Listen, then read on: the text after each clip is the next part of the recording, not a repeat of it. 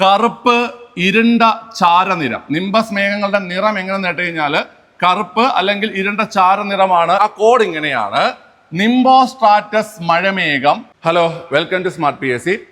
നമ്മളൊരു 10 minute series ആരംഭിച്ചായിരുന്നു. എല്ലാവരും നല്ല ഒരു വെൽക്കമാണ് അതിന് തന്നത്. ഓക്കെ, അപ്പം ഞാൻ ആ വീഡിയോയിൽ ചോദിച്ചിട്ടുണ്ടായിരുന്നു നിങ്ങൾക്ക് ഇന്ന് ഏത് ടോപ്പിക്ക് വേണമെന്നുള്ളത്. അപ്പോൾ അതിൽ ഒരുപാട് പേര് കമൻറ്റ് ചെയ്തതാണ് മേഘങ്ങൾ വേണമെന്നുള്ളത്. അപ്പം നമ്മളിന്ന് മേഘങ്ങൾ, ഈ പ്രധാനപ്പെട്ട മേഘങ്ങൾ ഏതൊക്കെയാണെന്നും അതിൻ്റെ പ്രത്യേകതകൾ എന്തൊക്കെയാണെന്ന് നമ്മൾ പഠിക്കും. അത് മാത്രമല്ല, മേഘങ്ങളുമായി ബന്ധപ്പെട്ടിട്ടുള്ള കാര്യങ്ങൾ പഠിക്കുന്നതിന് വേണ്ടിയിട്ട് ഒരു കോഡും ഞാൻ ലാസ്റ്റ് എന്ത് ചെയ്യുന്നുണ്ട്, പറയുന്നുണ്ട്. ഒരു പാട്ട് നിങ്ങൾ കേട്ടിട്ടുണ്ടാവും, ആ പാട്ട് പലരും കേട്ടിട്ടുണ്ടാവും, പക്ഷെ അത് വളരെ ഇമ്പോർട്ടൻ്റ് ആണ്. അത് ബേസ് ചെയ്ത് നമുക്ക് ചോദ്യങ്ങൾ എഴുതാൻ കഴിയും. അടുത്തിനി ഏത് വീഡിയോ വേണമെന്നുള്ള കാര്യം കൂടെ നിങ്ങൾ എന്ത് ചെയ്യുക, ഈ വീഡിയോയുടെ താഴെ കമൻറ്റ് ചെയ്യുക. ഓക്കെ, അപ്പോൾ നമുക്ക് നേരെ മേഘം എന്താണെന്ന് മനസ്സിലാക്കിയല്ലോ.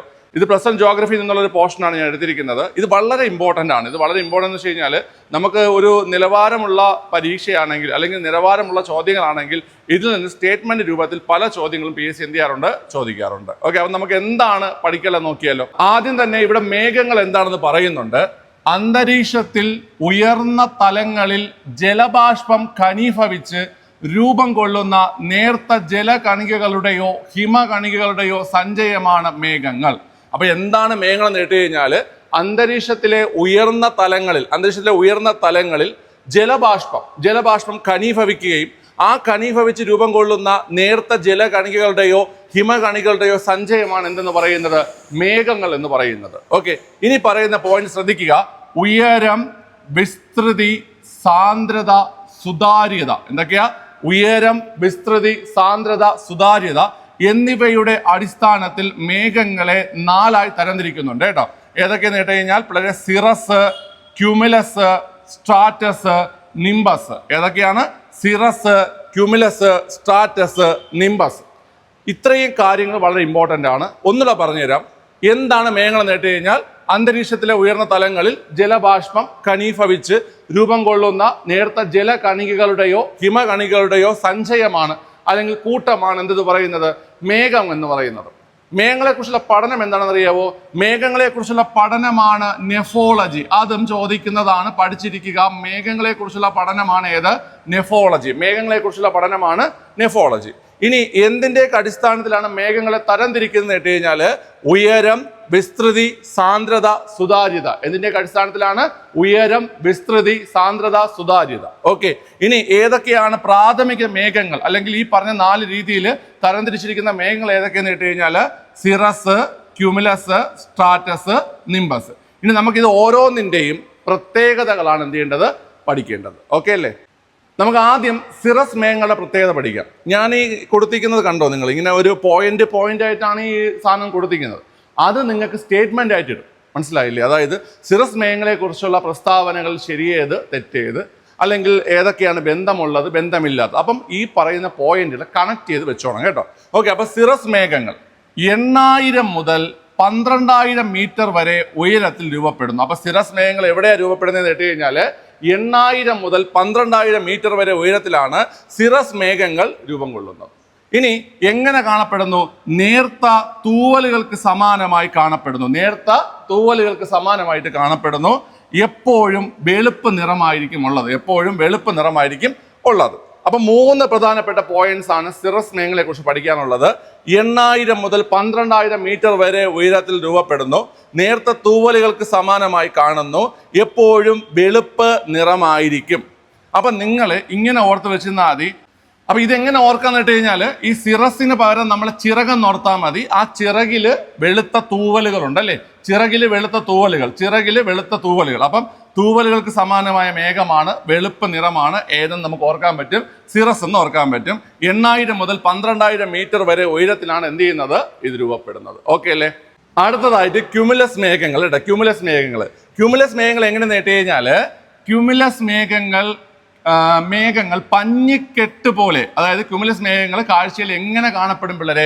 പഞ്ഞിക്കെട്ട് പോലെ കാണപ്പെടും. അപ്പം നമ്മൾ ഈ പഞ്ഞിക്കെട്ട് എന്ന് വെച്ചാൽ നമുക്ക് പാവയൊക്കെ ഇല്ലേ, പാവയൊക്കെ നമ്മൾ ആ പാവയൊക്കെ എടുത്ത് വെച്ച് നമ്മൾ പറയത്തില്ലേ നല്ല ക്യൂട്ടായിട്ടുള്ള പാവ എന്നൊക്കെ പറയത്തില്ലേ, നല്ല ക്യൂട്ടായിട്ടുള്ള പാവ എന്നൊക്കെ പറയത്തില്ലേ.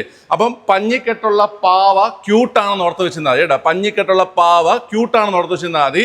അപ്പൊ ക്യുമിലസ് എന്താ കുട്ടികളെ, പഞ്ഞിക്കെട്ട് പോലെ കാണപ്പെടും. നമുക്ക് ലാസ്റ്റ് ഒരു കോഡുണ്ട്, ഒരു പാട്ടുണ്ട്, അപ്പൊ കുറച്ചുകൂടെ നിങ്ങൾക്ക് മനസ്സിലാവും. ഇനി നമ്മുടെ സിറസ് മേഘങ്ങൾ നേരത്തെ എത്രയാ പറഞ്ഞേ? സിറസ് മേഘങ്ങൾ 8,000 മുതൽ 12,000 മീറ്റർ വരെയല്ലേ നമ്മൾ പറഞ്ഞ സിറസ് മേഘങ്ങൾ. എന്നാൽ ഈ ഒരു മേഘങ്ങൾ, ക്യുമുലസ് മേഘങ്ങൾ 4,000 മീറ്റർ മുതൽ 7,000 മീറ്റർ വരെ ഉയരത്തിൽ രൂപം കൊള്ളുന്നു. 4,000 മീറ്റർ മുതൽ 7,000 മീറ്റർ വരെ ഉയരത്തിലാണ് എന്ത് ചെയ്യുന്നത് കുട്ടികളെ, രൂപം കൊള്ളുന്നത്. ഈ ഒരു പോയിന്റ് പഠിച്ചിരിക്കുക. പരന്ന അടിഭാഗത്തോട് കൂടി അങ്ങിങ്ങായി ചിതറിക്കിടക്കുന്ന രീതിയിൽ ഈ മേഘങ്ങൾ കാണപ്പെടുന്നു കേട്ടോ. പരന്ന അടിഭാഗത്തോടു കൂടി അങ്ങിങ്ങായി ചിതറിക്കിടക്കുന്ന രീതിയിൽ ഈ മേഘങ്ങൾ കാണപ്പെടുന്നു. അപ്പൊ പഞ്ഞിക്കെട്ട് ക്യൂട്ടാണെന്ന് ഓർത്ത് വെക്കുക, പഞ്ഞിക്കെട്ട് ക്യൂട്ടാണെന്ന് ഓർത്ത് വെക്കുക. അപ്പൊ ക്യുമുലസ് പഞ്ഞിക്കെട്ടുകളെ പോലെ കാണപ്പെടുന്നു. 4,000 മുതൽ 7,000 മീറ്റർ വരെ ഉയരത്തിലാണ് ഇവ രൂപം കൊള്ളുന്നത്. പരന്ന അടിഭാഗത്തോടു കൂടി അങ്ങിങ്ങായി ചിതറിക്കിടക്കുന്ന രീതിയിൽ ഈ മേഘങ്ങൾ എന്ത് ചെയ്യുന്ന കുട്ടികളെ കാണപ്പെടുന്നു. അപ്പൊ ഇത്രയും പോയിന്റ് ആണ് ക്യുമുലസിനെ കുറിച്ച് നിങ്ങൾ ഓർത്തിരിക്കേണ്ടത്. അടുത്തതായി സ്ട്രാറ്റസ് മേഘങ്ങൾ. സ്ട്രാറ്റസ് മേഘങ്ങളെ കുറിച്ചുള്ള ഫസ്റ്റ് പോയിന്റ് നിങ്ങൾ നോക്കിയാടാ, അടുക്കുകളായി കാണപ്പെടുന്നു. അടുക്കുകളായിട്ടാണ് സ്ട്രാറ്റസ് കാണപ്പെടുന്നത്. അത് പഠിക്കാൻ വളരെ എളുപ്പമാണ്. നമ്മൾ ഈ ജ്യൂസ് കടയിലൊക്കെ പോയിട്ട് നമ്മൾ ഈ ജ്യൂസ് കുടിക്കുന്ന സമയത്ത് നമുക്ക് സ്ട്രോ തരും അല്ലേ. അപ്പൊ അവരൊരു സ്ട്രോയുടെ ഒരു അടുക്കിൽ നിന്നാണ് എന്ത് ചെയ്യുന്നത്, ആ സ്ട്രോ ഒരെണ്ണം എടുത്ത് തരുന്നത് അല്ലേ. അപ്പൊ സ്ട്രോ ഇങ്ങനെ അടുക്കി വെച്ചിരിക്കുന്നത് നിങ്ങൾ കണ്ടു കാണുമല്ലോ. അപ്പൊ അടുക്കുകളായി കാണപ്പെടുന്നത് സ്ട്രാറ്റസ്. അടുക്കുകളായി കാണപ്പെടുന്ന ഏത് മേഘങ്ങളാണ് കുട്ടികളെ?